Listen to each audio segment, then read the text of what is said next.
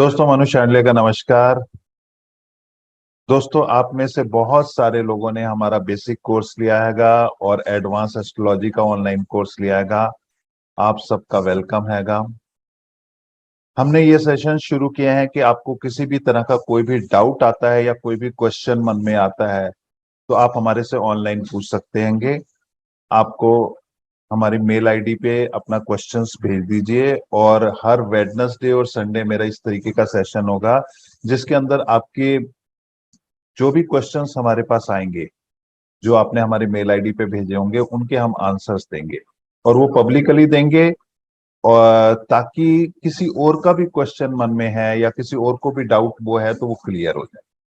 सो दोस्तों, आज हम इसकी शुरुआत कर रहे हैं और आज हमारे को सबसे पहला क्वेश्चन जो आया हैगा वो अनमोल कुमार का आया हैगा।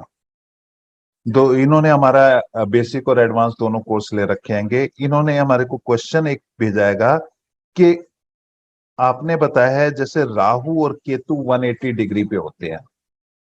अब जब राहु और केतु 180 डिग्री पे होते हैं, अगर लगन में राहु है तो सेवंथ हाउस जो लाइफ पार्टनर का हाउस होता है या पार्टनरशिप का हाउस होता है या डेली वेजेस का हाउस होता है, उसके अंदर केतु होगा ही होगा। और अगर सेवंथ हाउस में राहु है तो लगन में केतु होगा, क्योंकि ये 180 डिग्री पे होते हैं। अब अगर हम लाइफ पार्टनर का माने, एक में राहु है और एक में केतु है, तो इसके क्या इफेक्ट आते हैं। दोस्तों, ये समझने का है, बहुत अच्छा क्वेश्चन इन्होंने पूछा हैगा। राहु जो है वो नेक अप है, यानी कि गर्दन से ऊपर का हिस्सा, यानी कि दिमाग जो है वो राहु है अगर सीधी सीधी शब्दों में बात करें। और नेक डाउन जो है वो केतु है। अगर इसे दूसरे शब्दों में बात करें तो जो हमारे पैर हैं, फूट हैं, लेग्स हैं, ये केतु है।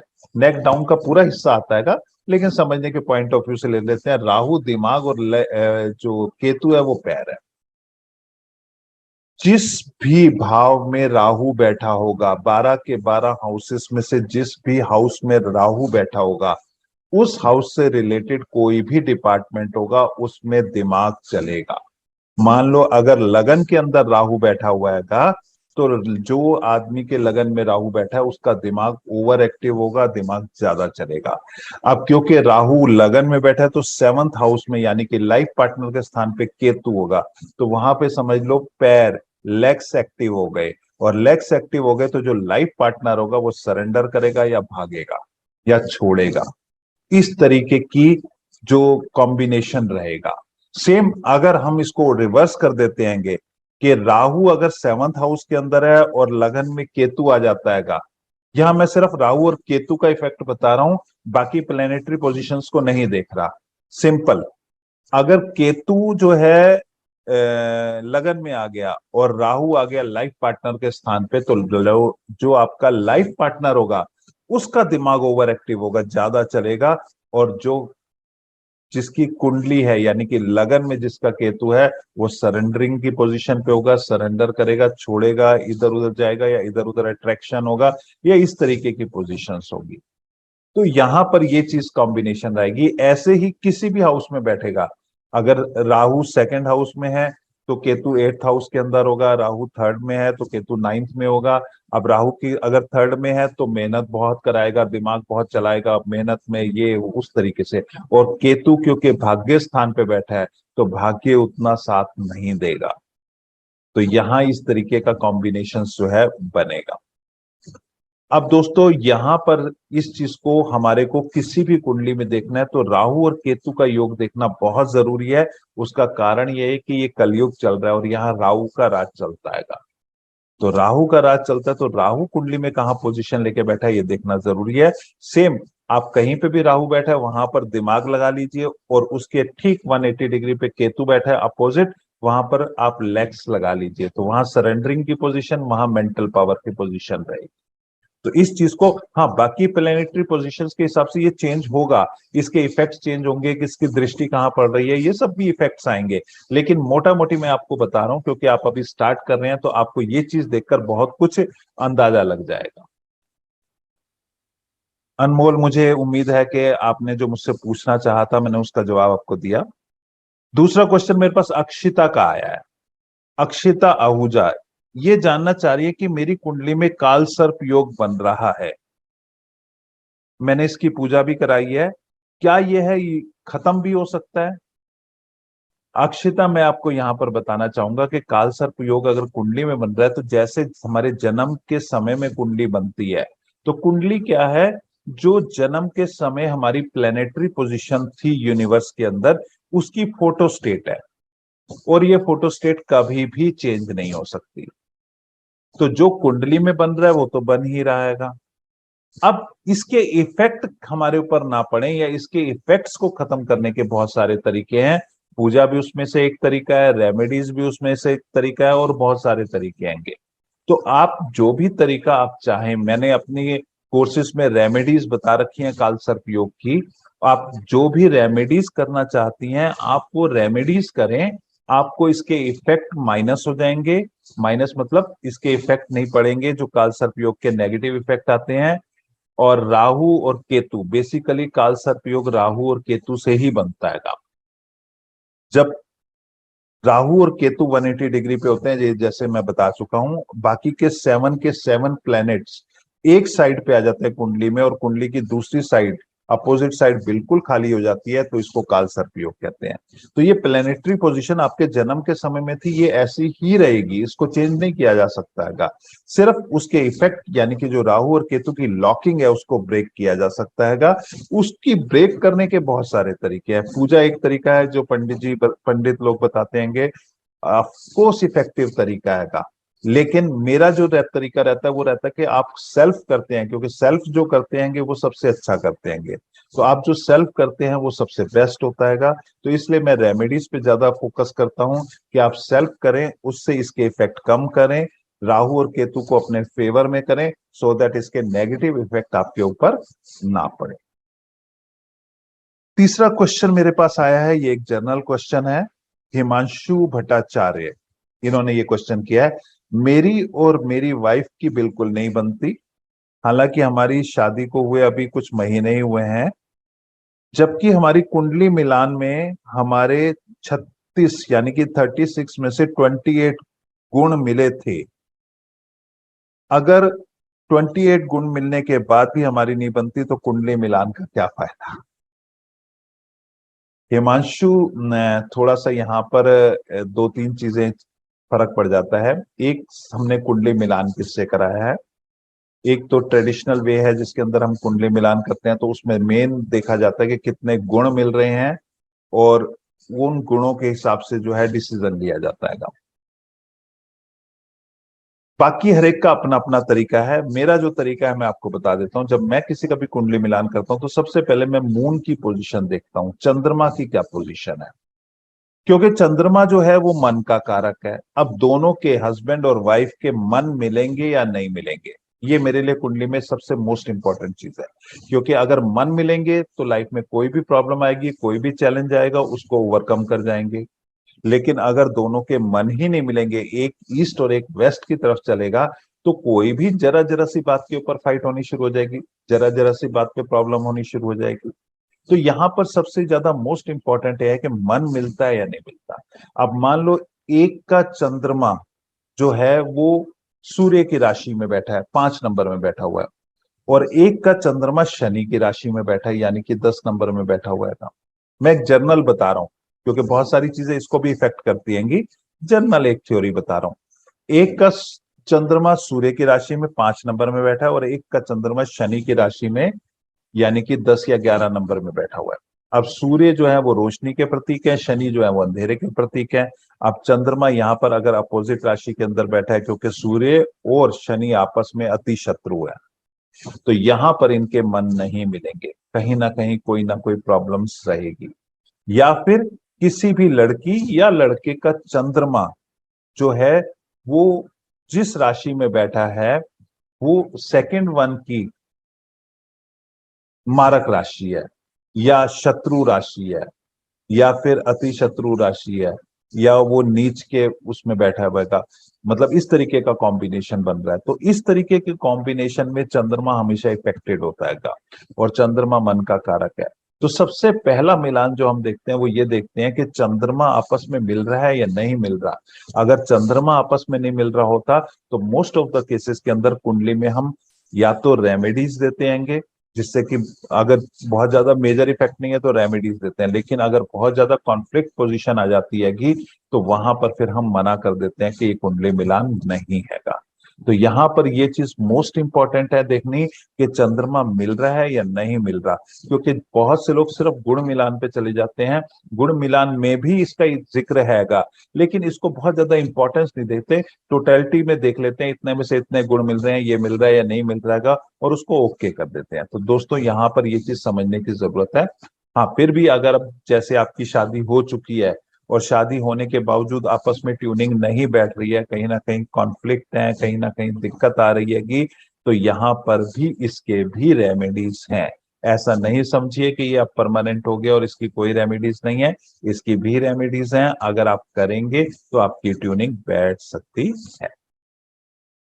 अगला क्वेश्चन मेरे पास मेहुल का आया है। मेहुल जानना चाहते हैं कि मेरा भाग्य रतन मोंगा है। मैंने पंडित जी से पूछा था तो उन्होंने मेरी कुंडली देखकर बताया कि मेरा भाग्य रतन मोंगा है, और मैंने इसको सोने में धारण भी किया है, पहना है का। लेकिन जब से मैंने इसको पहना है मुझे गुस्सा बहुत आता है का, एंगर फ्रस्ट्रेशन बहुत आता है का, और बहुत जल्दी आ जाता है का। अब इसको पहनूं या उतार दूं? मेहुल, एक दो चीजें यहाँ पर जो नोट करने वाली हैं वो ये है कि अमूमन ये देखा गया है कि बहुत से लोग गाइड करते हैं कि ये आपका भाग्य का स्थान है और इसमें ये राशि बनी है तो ये आपका भाग्य रतन है। लेकिन जरूरी नहीं वो आपकी राशि आपकी कुंडली में योग कारक ही हो। आपको ये बताया गया कि भाग्य स्थान त्रिकोण का स्थान है, तो वो स्थान में जो राशि होती है वो शुभ होती है, लेकिन बहुत सारी चीजें और भी इफेक्ट करती हैं। वो आपकी शत्रु भी हो सकती है, मारक भी हो सकती है, अति शत्रु भी हो सकती है। तो यहाँ पर इस चीज का ध्यान रखना बहुत जरूरी है। खाली ये देखकर कि त्रिकोण में भाग्य के स्थान पे ये राशि पड़ी है और उसका भाग्य रत्न पहन लो, इसको भाग्य रत्न कहते हैं, ऑफकोर्स इसको भाग्य रत्न ही कहते हैं, लेकिन ये फायदा ही करेगा ऐसा नहीं है। जैसे मैं अब बहुत बार जिक्र में कहता हूं, आपको वो रत्न कभी नहीं पहनने हैं जो आपकी कुंडली में शत्रु हैं, अति शत्रु हैं, मारक हैं, नीच के हैं। उन प्लैनेट्स के रत्न कभी भी जिंदगी में नहीं पहनने हैं। अगर मूंगा धारण करने के बाद आपको गुस्सा आ रहा है, एंगर आ रहा है, फ्रस्ट्रेशन हो रहा है, गुस्सा बहुत जल्दी आ जाता है, तो मैं यहाँ आपको सजेस्ट करूंगा कि आप मूंगा को उतार कर रख दें, उसको धारण ना करें। क्योंकि हो सकता है, हालांकि मैंने आपकी कुंडली नहीं देखी, आपका जनरल क्वेश्चन है मेरे पास, लेकिन हो सकता है कि मंगल आपकी कुंडली में भाग्य स्थान पे उसकी राशि जरूर पड़ी हो, लेकिन आपकी कुंडली में मारक हो सकता है, शत्रु हो सकता है, अति शत्रु हो सकता है। तो इस चीज का ध्यान रखना है। हाँ, एक एक्सपेरिमेंट आप कर सकते हैं, उसको उतार कर कुछ दिन के लिए यानी कि 1 महीने के लिए अलग रख दीजिए, और अगर आपके बिहेवियर में चेंज आता है, आपको लगता है हाँ पहले से फर्क पड़ना शुरू हो गया है, पहले से चेंज होना शुरू हो गया है, अगर आप कर सकते हैं तो मंगलवार को हनुमान जी के मंदिर में जाएं, वहां पर भोग प्रसाद चढ़ाएं, और आपको लगता है कि हाँ चेंज हो गया, अब उतना गुस्सा नहीं आता है, अब पहले जैसे एकदम फ्रस्ट्रेशन एंगर नहीं क्रिएट होता है, तो इसका मतलब है आपको वो रत्न जिंदगी में कभी भी नहीं पहनना है। मंगल आपकी कुंडली के अंदर बहुत अच्छा नहीं पड़ा हुआ है। दोस्तों, अगला क्वेश्चन मेरे पास है कार्तिक का। कार्तिक मेरे से जानना चाह रहे हैं कि मैं एस्ट्रोलॉजी की प्रैक्टिस कर रहा हूं और मैंने देखा है बहुत सी कुंडली में बुध अस्त होता है। कारण मुझे पता है कि क्योंकि ये सूर्य के सबसे पास होता है, तो इसीलिए इसके अस्त होने की पोजीशन बहुत ज्यादा बनती है कुंडली में। लेकिन अगर ये अस्त है तो इसको एनहांस कैसे करें? दोस्तों, इन्होंने बिल्कुल सही लिखा है। बहुत सारी कुंडली के अंदर सूर्य के साथ बिल्कुल करीब आने के कारण बुध अस्त हो जाता है, और जब बुध अस्त हो जाता है तो ऐसी पोजीशन बन जाती है कि बुध अपने रिजल्ट्स नहीं दे पाता।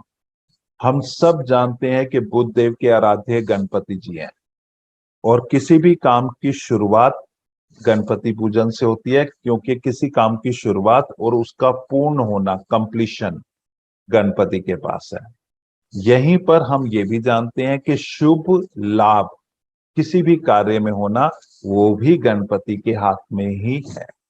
यहाँ हम ये भी जानते हैं कि रिद्धि और सिद्धि यानी कि नेम और फेम, उससे उस कार्य से नेम फेम मिलना, ये भी गणपति के हाथ में है।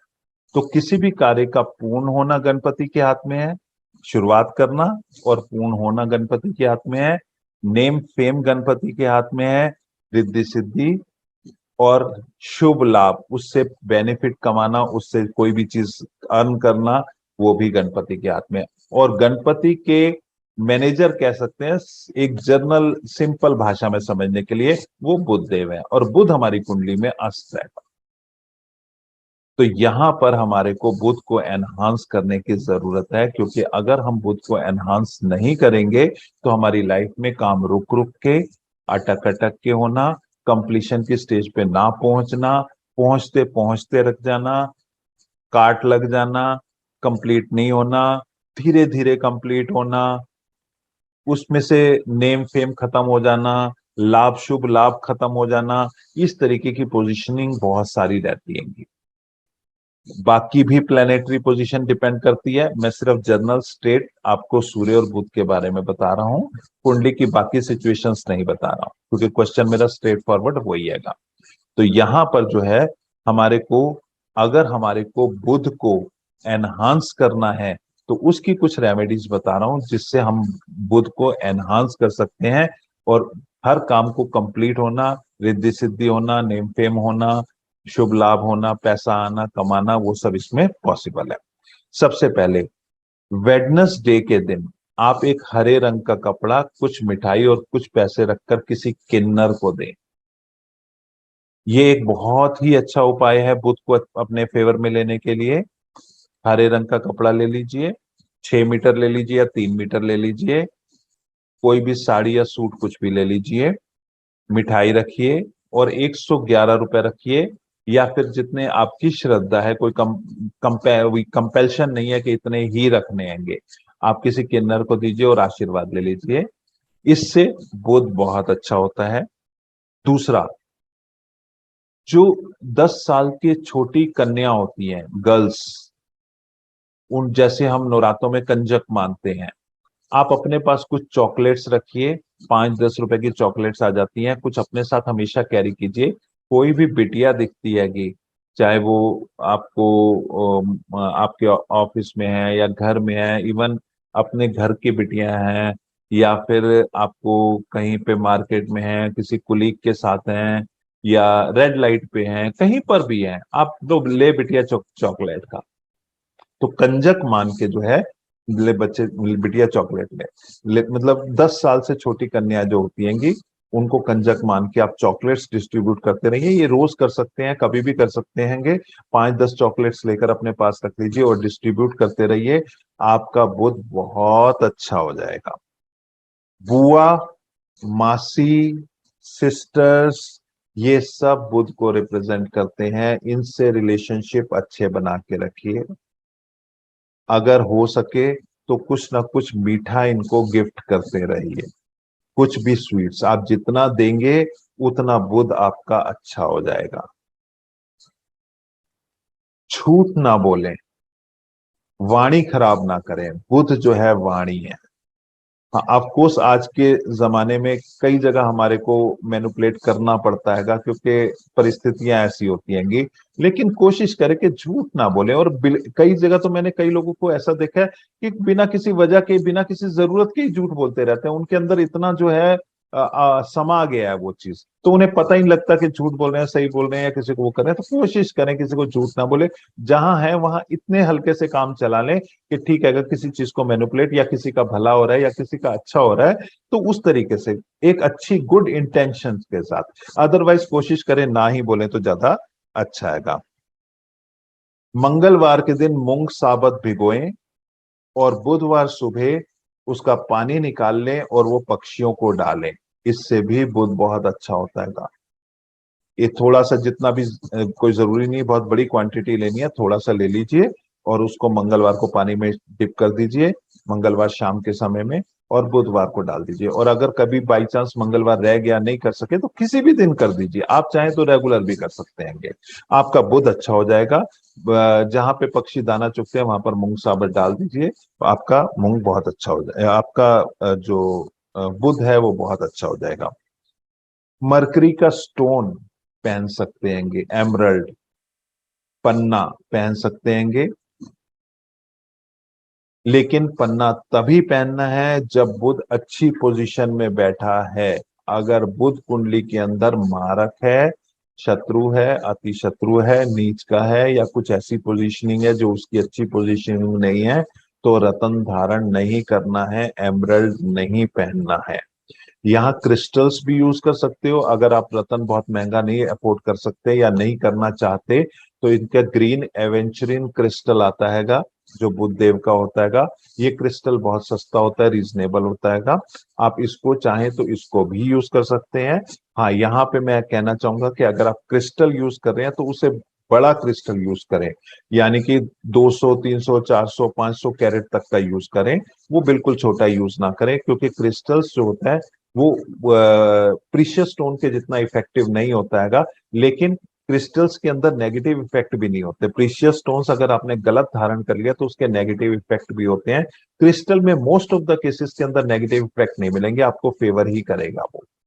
कुछ बहुत टिपिकल सिचुएशंस में उसके नेगेटिव इफेक्ट्स होते हैं, अदरवाइज वो है आपको हर तरीके से फेवर ही करेगा। तो आप चाहें तो वो क्रिस्टल्स को, उसके यूज करने के अलग तरीके होते हैं। हाँ, एक चीज और बताना चाहूंगा, आप चाहे प्रीशियस स्टोन्स यूज करें या क्रिस्टल्स यूज करें, अपने नाम से एनर्जाइज करा के यूज करें। अगर एनर्जाइज नहीं कराएंगे तो उसके इफेक्ट आपको उतने नहीं मिलेंगे। आपको अपने नाम से एनर्जाइज कराना है, और एनर्जाइज कराने के बाद एक विधि होती है कि उस विधि से उसको धारण करें। एक तरह से जैसे मंदिर के अंदर कोई भी मूर्ति की प्राण प्रतिष्ठा होती है, तो वो कॉस्मिक एनर्जी से कनेक्ट होती है। सेम इसी तरीके से कोई भी क्रिस्टल होता है, ऐसे तो दुकानदार पे बहुत सारे क्रिस्टल्स पड़े होते हैं, तो कोई भी क्रिस्टल्स होता है जब वो एनर्जाइज होता है तो उसकी वर्किंग आपके लिए टिपिकल शुरू हो जाती है। तो ये जो है आप इसको एनर्जाइज करके ही यूज करें। तो दोस्तों, ये कुछ क्वेश्चंस थे। जो टाइम की थोड़ी सी लिमिट है, तो यहाँ पे कुछ क्वेश्चंस थे जो मेरे पास आए थे, ऑनलाइन लोगों ने पूछे थे। कुछ कोर्स से रिलेटेड थे, कुछ जनरल क्वेश्चंस थे, जिनका मैंने कोशिश की अपनी तरफ से बेस्ट आंसर दे सकूं, सेटिस्फाइड कर सकूं। सेम अगर आपके कोई भी क्वेश्चन है, तो आप हमारे को हमारी मेल आईडी पे help.astrobazaar@gmail.com पे भेज सकते हैं। मैं एक बार फिर रिपीट कर देता हूं, HELP help.ASTROBAZAR एस्ट्रोबाजार@gmail.com पे आप हमारे को अपने क्वेश्चंस भेज सकते हैं। आपके चाहे कोर्स से रिलेटेड क्वेश्चंस हैं, चाहे वो आपने हमारा बेसिक कोर्स लिया है या एडवांस कोर्स लिया है, तो आपके हमारे बेसिक कोर्स से रिलेटेड क्वेश्चंस हैं, एडवांस कोर्स से रिलेटेड क्वेश्चन है, या कोई पर्सनल क्वेश्चन भी है जो आप इस तरीके का पूछना चाहते हैं, तो आप मेरे को भेज सकते हैं। हाँ, क्वेश्चंस जर्नल भेजिएगा, जिसमें सबका जो भी सुने उसका बेनिफिट हो, या जो भी हो एक जर्नल क्वेश्चन हो जो आपकी क्वेरीज है या जो आप जानना चाहते हैं। तो दोस्तों, इस तरीके से जो है हम हर वेडनेसडे को 8:30 पे और संडे को 12:30 पे ऑनलाइन सेशंस करेंगे। आप में कोई भी क्वेश्चंस हैं आपके मन में, तो वेलकम है, आप हमारे से पूछ सकते हैं। चाहे आपने हमारा कोर्स लिया है या नहीं लिया हैगा, उससे मतलब नहीं हैगा। आपके कोई भी पर्सनल है या कोर्स से रिलेटेड है। तो दोस्तों, आज इतना ही। आपके ऑनलाइन आने का बहुत बहुत धन्यवाद। आपका दोस्त Manu Shandilya, thank you very much.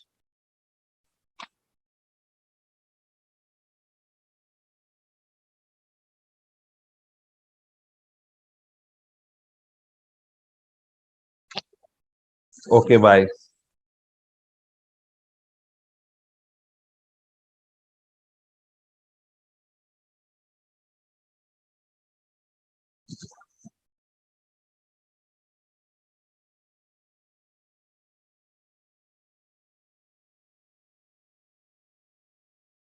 कौन पूछ रहे हैं? मेरे को देखिए, सविंदर सिंह जी। सविंदर सिंह। सविंदर सिंह जी, आपका थोड़ा सा कुछ आ रहा हैगा, क्वेश्चन आ रहा हैगा। आप मेरे को, मैंने जो ऑनलाइन ये आपका ईमेल आईडी भेजी है, आप इस पे अपना क्वेश्चन लिख कर भेज दीजिए। नेक्स्ट सेशन में हम आपके क्वेश्चन का कोशिश करेंगे, आंसर करेंगे। Thank you very much.